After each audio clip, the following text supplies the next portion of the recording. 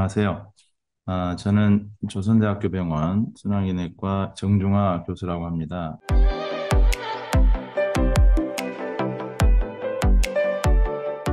오늘 제가 말씀드릴 내용은 고혈압 약제의 흔한 부작용과 해결 방법이 되겠습니다.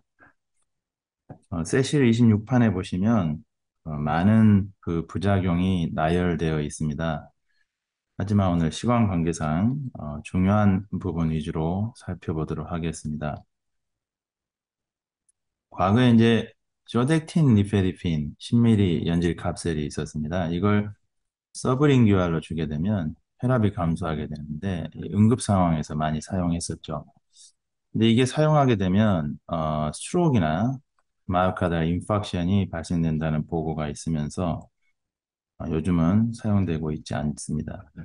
이러한 원인으로 급작스런 그 혈중 농도가 상승되고 혈압이 갑자기 떨어지면서 리플렉스 타키카디아가 생기기 때문이라고 이제 알려졌습니다.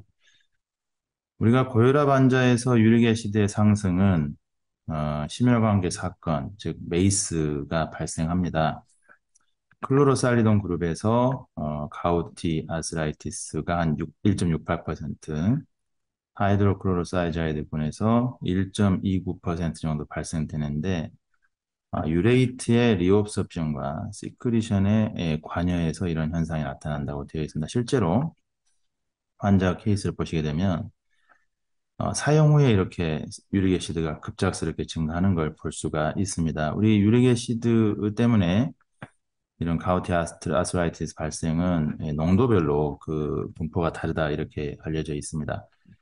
이런 세럼 유릭 애시드 랩을 사이자이드 사용의 증가는 로사탄과 같은 유레이티 시크리팅 드러그를 같이 쓰면 이렇게 감소한다고 알려져 있습니다. 어찌됐건 사이자이드를 혈압 목적상 반드시 써야 되는 상황에서는 알로피리놀과 같이 사용할 것을 여러 이 아티클에서 권장을 하고 있습니다.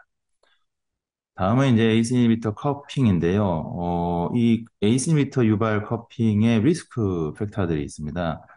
페린도프릴의 한 2만 7천여 명 데이터를 보시게 되면 연령이 증가할수록 증가하고요. 피메일, 특히 스테틴을 같이 쓰는 분에서 인시던스가 증가합니다. 그래서 이런 그 나이브한 환자에서는 한 2.2% 생기지만 이런 리스크 팩터가 많으면 이런 인시던스가 증가한다고 알려져 있고 이런데 요즘에 지네틱 로사이가 작용한다 이런 페이퍼도 나온 바가 있습니다. 어찌됐건 과거에는 스론복산 엔타고니스트 같은 약을 써서 커핑을 줄이려고 노력했지만 우리나라에 어베일러블 하지 않을 뿐더러 ARB라는 좋은 대안이 있어서 스위칭하는 쪽으로 많이 이루어지고 있습니다. 우리가 클로로살리돈 기준으로 한 6.8% 정도에서 첫 1년째에 하이포칼레미아가 생긴다고 알려져 있습니다. 이런 그 다이우리틱스에 의한 하이포칼레미아는 때로 페이탈할 수 있기 때문에 적절한 피검사와 심전도 검사를 통해서 모니터할 필요가 있다고 얘기되고 있고요. 급성기에는 포테시움 리플레이스먼트를 해야 되지만 장기적으로는 포테시움 스페어링 다이루틱스와 같이 쓰는 게 좋다 이런 얘기들이 있습니다. 장기적으로 이런 다이루틱스와 포테시움 서플먼트를 같이 쓰는 건 메타볼릭 컨선 입장에서 좋은 선택은 아니다는 그런 보고들이 있습니다. 다음은 라스 이니비터를 사용했을 때 발생될 수 있는 하이퍼칼레미아나 리널 디스펑션 부분을 살펴보겠습니다. 작년에 BMJ에 발표된 58개 RCT의 한 15,000여 명의 데이터를 보시게 되면 분명 혈압약을 사용했을 때 어큐트 키드니 인절이나 하이퍼칼레미아, 특히 라스 이니비터를 쓴 군에서 통계적인 유의성을 보여줍니다. 우리가 에이스 이니비터는 하이퍼칼레미아의 인시던스가 0.5에서 0.9%, ARB는 0.8에서 2.1% 발생하고요. 첫 한 달째에 대부분 발생을 하는 걸로 되어 있습니다. 그리고 첫 보름 내에 한 82.7%가 발생한다. 이렇게 얘기를 하고 있습니다. 이런 하이퍼칼레미아를 프리딕팅 할 수 있는 리스크 팩터로는 베이스라인 BUN이나 크레아틴이 상승돼 있거나 하트 페일러가 동반되어 있을 때 위험도가 증가한다고 알려져 있습니다. 그래서 이런 ACE 이니비터나 ARB를 사용할 때는 약제 시작 전에 이런 피 검사를 할 필요가 있고요. 수치를 볼 필요가 있고 사용한 다음에 한 10에서 14일째에 블러드 테스트를 할 필요가 있습니다. 여기서 만약 세럼 포테시움이 5를 초과하는 경우에는 특히 5.5가 초과하면 약제 중단을 고려하시고 5.0에서 5.5 사이에는 용량을 감소하고 살펴볼 필요가 있다 이렇게 얘기를 하고 있고요. 만약 리날 펑션이 감소하게 되면 심하면 끊어야 되겠지만 심하지 않을 때는 한 50% 정도 도수 리덕션 하면서 한 10에서 14일째 피검사를 할 것을 권장하고 있습니다. 다음은 이제 혈압약에 의한 오르소스태틱 하이포텐전입니다. 앞서 BMJ 데이터 보여드렸지만은 혈압약을 쓰게 되면 하이포텐전과 싱코피도 통계적으로 유의하게 증가를 합니다.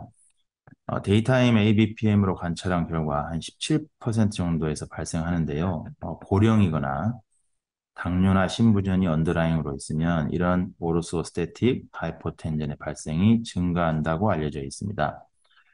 대처는 알파 브로커 같은 약을 사용했을 때는 중단할 필요가 있고요. 그리고 특히 이런 환자들에서 포스트 프렌디알 하이포텐전이 있는지 살펴볼 필요가 있다고 얘기를 하고 있습니다.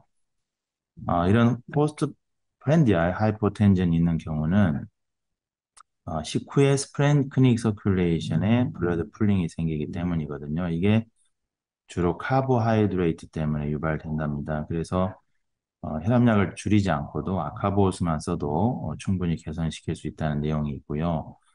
만약 이런 하이퍼텐시브 심텀이 심해서 급성 치료를 해야 될 때는 물 500cc를 먹이면 혈압이 바로 잘 돌아온다 이렇게 되어 있습니다. 이게 과거에는 볼륨 이펙트 때문일 거라고 생각을 했지만 최근에는 물을 먹게 되면 포탈 서큘레이션에 하이포토니서티가 오기 때문에 심파세틱 프레저 리플렉스가 생기기 때문이라고 얘기를 하고 있습니다.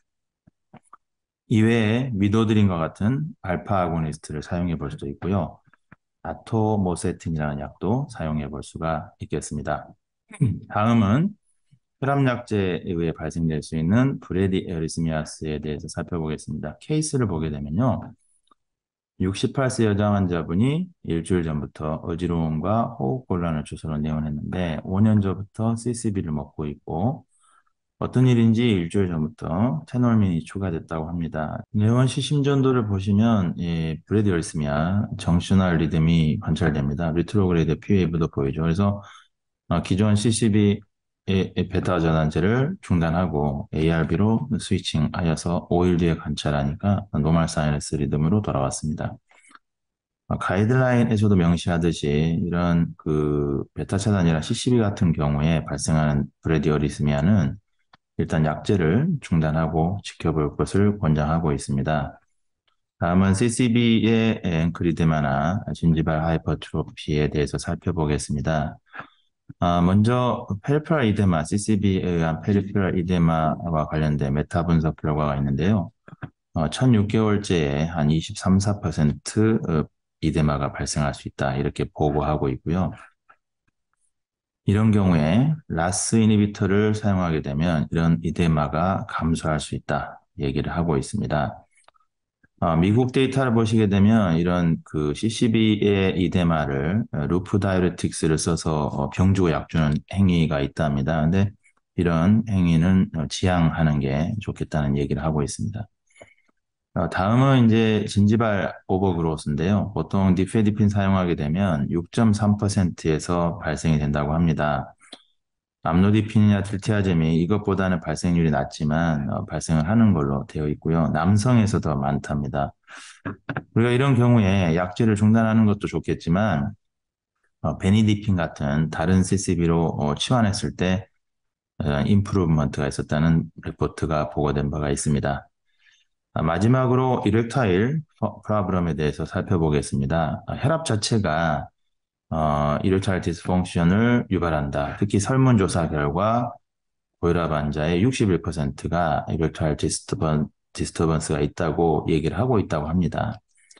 올해 발표된 네트워크 메타 분석 결과를 보시게 되면 혈압약제들의 통계적인 유의성은 없습니다. 컨피던스 인터벌에 1에 다 걸쳐 있기 때문에 통계적인 유의성은 없지만 다이우리틱스나 CCB 베타는 좀 더 왼쪽 치향된 치우쳐진 경향을 보입니다. 이런 고혈압 환자에서 이렉차일 디스펑션은 엔도셀리알 디스펑션이 이유로 많이 제시되고 있고요.